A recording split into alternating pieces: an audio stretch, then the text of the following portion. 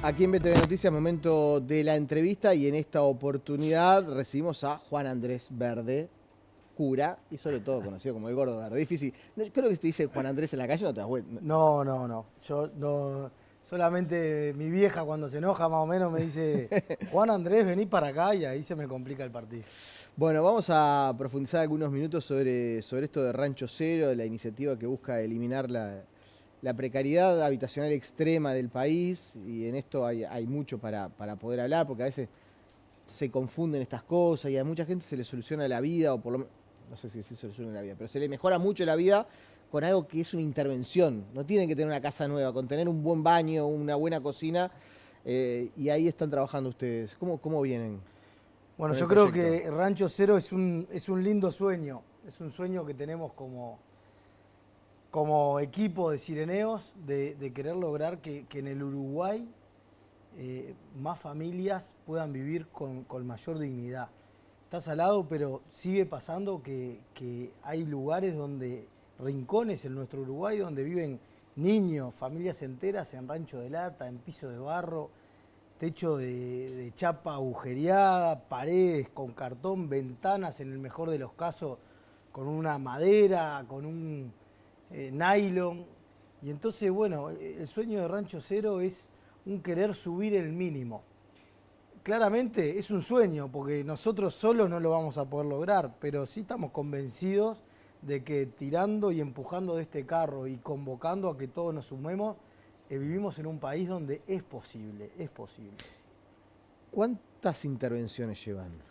Nosotros mirá, lo que pasa es que Rancho Cero, este nuevo programa arrancó este año, pero nosotros ya llevamos poniendo eh, más de 120 hogares containers y 42 viviendas definitivas. Rancho Cero es más un hogar modular o un hogar container, que lo hacemos en conjunto con obras que están trabajando en territorio, porque entendemos que no alcanza con poner una casa, un hogar modular y ya está. Es necesario un acompañamiento. Entonces nos aliamos, nos asociamos con determinadas obras que vienen y nos presentan familias que están viviendo en esa situación, y entonces juntos empujamos de este carro. Te pongo ejemplos. Liceo Francisco en Paysandú. ¿eh? Ellos se ocupan de brindar educación, pero dentro de sus alumnos tienen niños que están viviendo en situación de máxima precariedad. Nos presentaron tantas familias y allá fuimos. En Rivera, en Tacuarembó, en Salto, con la Fundación Pérez Escremini. Niños con cáncer, peleando con el cáncer y encima viviendo en ranchos de lata. Ellos nos dicen, miren, nosotros nos ocupamos de la salud, pero ustedes nos pueden apoyar con esto. Y por supuesto que sí. Y entonces allá llegamos, sireneos, con la fundación que sea, y laburamos por esa familia. Entonces, es un esfuerzo que bueno, que además económicamente hablando es muy significativo, Nicolás, porque los hogares Te iba a son preguntar caros. cómo se financian, cómo consiguen los fondos para esos hogares. Nos financiamos con el apoyo de la gente, nos financiamos con la gente que nos está escuchando y que dice yo quiero colaborar con 100 pesos mensuales, 200 pesos mensuales, yo quiero colaborar con lo que puedo. En las redes de Sireneos, ahí abajo en los gráficos pueden poner sireneos.org y ahí van a encontrar todo. Ahí encuentran todas las formas de colaborar, de apoyar, de sumarse a esta causa. Realmente hay gente que dice, bueno, pero yo no tengo nada para apoyar. No importa, venía a dar una mano.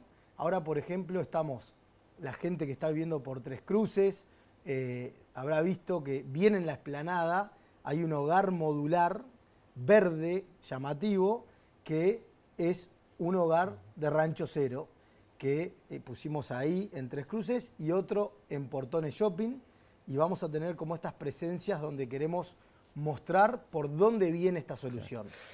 Hace algunas semanas estuviste con Emiliano Cotelo, ¿no? Sí. Y levantaste un poco de polvareda con el tema de algo que tiene la verdad bastante lógica de lo que decís. Sí. Che, aflojan un poco las hinchas en temas como, por ejemplo, pagar el IVA, porque estamos haciendo alguna cosa de corazón. No pedimos que nos den nada, pero por lo menos que nos aliviane la carga. Sí. ¿Tuviste algún contacto, alguien que te llamó y te dijo, tenés razón en lo que decís? Sí, tuvimos un encuentro, nos recibieron en el Ministerio de Economía. Por las dudas es algo que ya venimos planteando con tiempo, ¿no? No es lo mismo cuando vos recién empezás y más o menos que te dicen, bueno, pará, ponete a hacer y después hablamos, a cuando ya pusiste 100 y cuando ya pusiste 40 viviendas, a cuando ya venís haciendo un trabajo. Entonces, yo entiendo que en la administración anterior nos dijeron esto no va a ser posible. Sí se dio, y lo comento porque fruto de lo que fue este encuentro con Cotelo, mucha gente decía, bueno, pero no lo pidieron antes o después, o no lo pidieron. Y esto a mí como cura a veces me molesta un poco cuando intentan como atarte políticamente acá o allá. Uno pide como quien es y cada uno da como quien es. Y nosotros venimos golpeando las puertas, no solo desde ahora, desde antes. Antes recibimos otras respuestas que fueron muy positivas, que nos ayudaron a encaminar otras cosas, no propiamente el IVA. Y ahora lo que estamos pidiendo ahora es, bueno, ahora sí es el momento del IVA. Por ejemplo, hemos trabajado con intendencias, donde las intendencias con las que hemos trabajado realmente es algo impresionante. Te hablo de Intendencia de Canelones, de Tacuarembó, de Rivera, Salto, Paysandú, donde cuando vas y decís, tenemos esta situación, vamos a empujar del carro, te encontrás con equipos sociales que realmente van para adelante. Y cada intendencia tiene un color y una bandera distinta, y no nos importa, porque nosotros acá estamos trabajando por la gente. Ahora, esto que decías, Nicolás, es todo un tema, porque a nosotros el IVA nos significa un gran porcentaje dentro del... En 100 ya pudimos haber metido 22 familias más, que no lo pudimos hacer. Bueno, tuvimos un contacto en el Ministerio de Economía, nos recibieron muy bien, escucharon la situación y ahora la semana que viene vamos a tener otro encuentro, posiblemente con el Ministro de Economía, no lo sé, porque lo van hablando medio así, pero lo que yo veo es buena voluntad. Y a veces las cosas llevan tiempo. Pero te dieron una primera reunión y la semana que viene tiene otra reunión donde vos tenés la esperanza de avanzar definitivamente. Yo tengo la esperanza de que sí, y lo que nos dijeron es que ahora en septiembre vamos a tener otra próxima respuesta, pero un encuentro va a ser antes por ahora, que calculo que será la semana que viene. Perdóname que estoy tomando No, mate. tranquilo. Esto es una charla, no deja de ser una charla, es un informativo, sí. Es todo, pero es una charla. Pero estamos como entre casa, ¿no? Y bueno, nada, más allá del IVA o no IVA, que es algo que realmente lo estamos buscando, yo estoy agradecido con la gente, con el apoyo de la gente, porque todos hacen un esfuerzo. Acá esto de pedir el IVA es también decirle al gobierno de turno, no importa, pero es decirle, che, les pedimos que hagan un esfuerzo con la gente, porque lo que nosotros estamos haciendo es pedirle a doña María, a don José, a don Pedro, que nos ayude para poder ayudar. Claro. Te voy a llevar a un lugar que capaz que no es tan cómodo. Te hago una pausa y vamos al lugar que no es tan cómodo. Viene Shakira a cantar al Uruguay. Y la productora AM Producciones decidió hacer algo que hacen otros artistas grandes como Marc Anthony, que donan $1 por entrada para una fundación. AM Producciones decidió en esta avenida de Shakira no donar $1 por entrada, pero sí por cada entrada que los uruguayos compren para ir a ver a Shakira, se va a estar colaborando con esta realidad de los uruguayos que viven en situación de máxima precariedad. Entonces vas a poder ir a disfrutar un mega evento de una artista increíble como es Shakira, y a la vez vas a estar colaborando con familias de tu país. ¿Y esas acciones son de parte de la productora o son conversa con los artistas? Claramente se tienen que hablar con las productoras y lo tienen que aprobar. Algo que tiene Sireneos es que está auditado por un organismo internacional y eso permite que sea mucho más fácil acceder a este tipo de fondos o a este tipo de colaboración. O sea, si vos mandás 10 pesos para Sireneo, hay un organismo detrás que está mirando con una lupa así en qué lo usaste, si lo usaste, cómo lo usaste, etcétera, etcétera. El origen de este trabajo, incómodo. a lo incómodo, el origen de tu trabajo con Cirineos, ¿qué tanto tiene que ver con la religión y con tu carrera dentro de la Iglesia Católica en Uruguay? Para mí es muy cómoda la pregunta. Tiene todo que ver. Yo como cura, cuando me ordenaron cura, me mandaron para Estela Maris, para una parroquia preciosa en Carrasco, donde tuve la oportunidad de vivir 6 años y ahí, con un grupo excepcional de jóvenes, empezamos a buscar lugares donde colaborar. Un grupo, por ejemplo, fue a Felipe Cardoso, al basurero municipal. Otro grupo iba recorriendo las calles con lo que se llama Movimiento Luceros. Otro grupo llegó a Barrio Costanera, Rambla de Costanera, y otro grupo llegó a Santa Eugenia. Llegamos a través de La Olla, unas doñas que estaban hace muchos años asistiendo al barrio, y ahí descubrimos que había mucho más para hacer que llevar a compartir algo para comer. Y todo eso derivó en lo que hoy es Cirineos. Y claramente a este grupo nos mueve la fe. Pero Simón de Cirene, de donde viene el nombre Cireneo, era un outsider de la fe.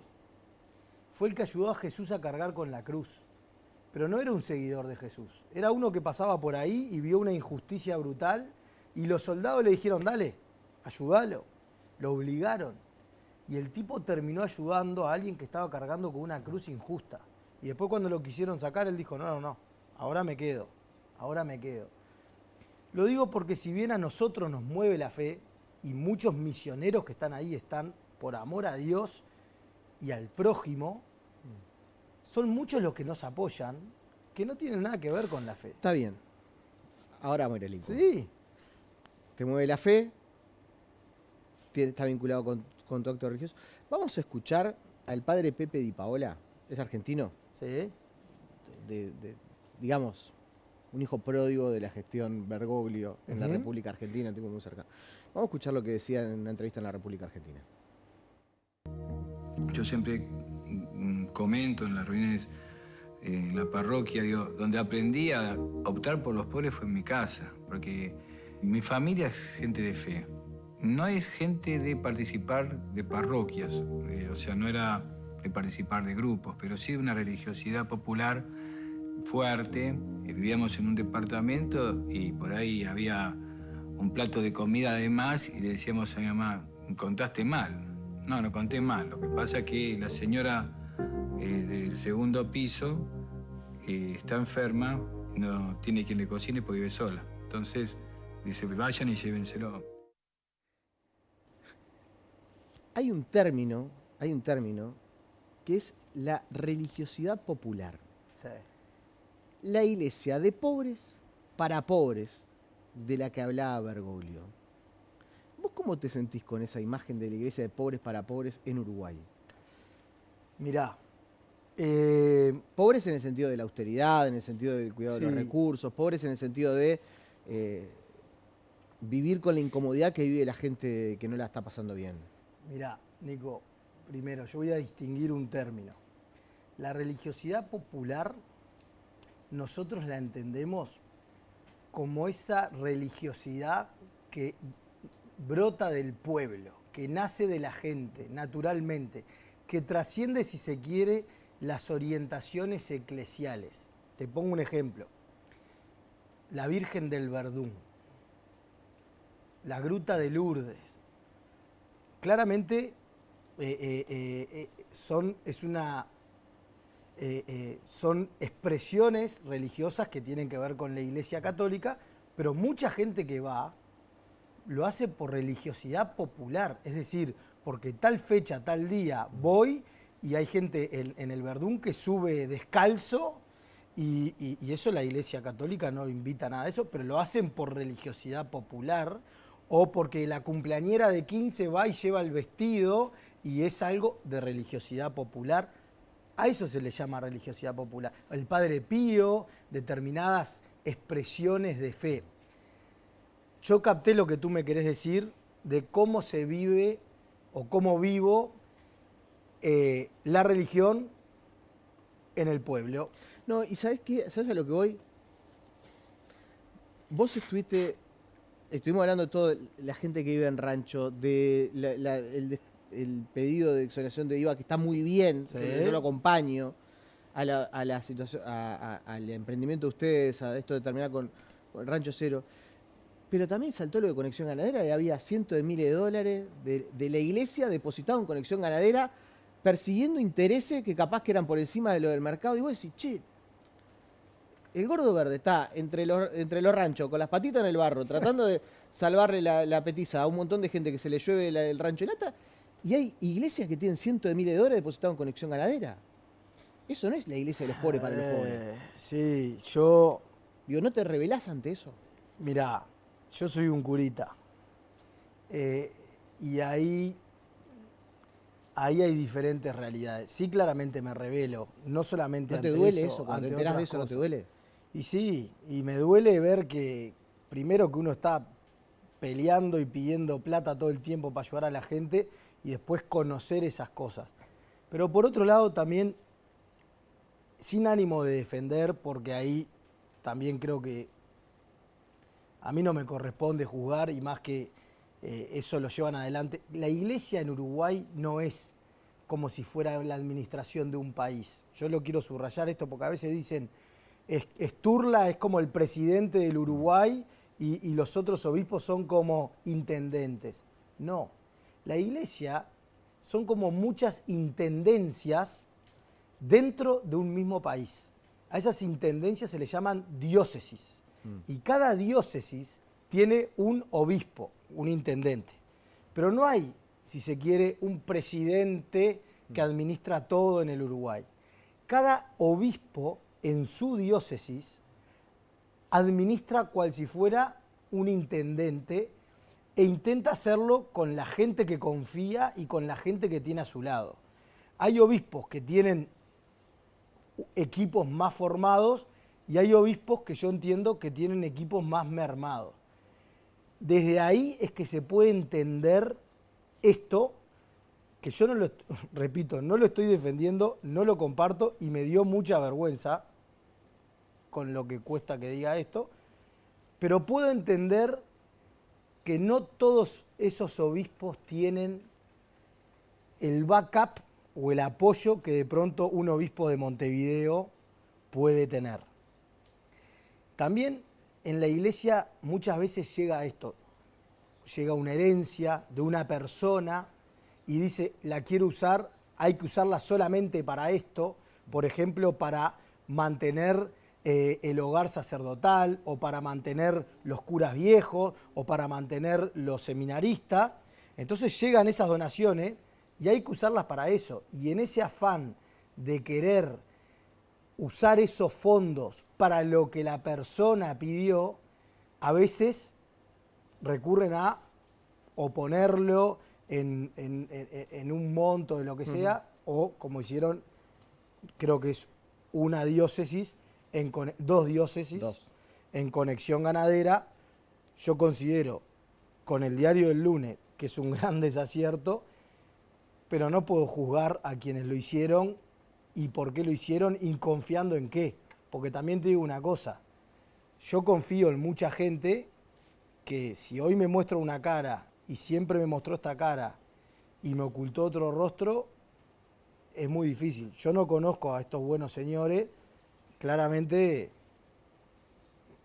no quiero seguir ahondando en el tema porque no me compete, pero claramente también entiendo que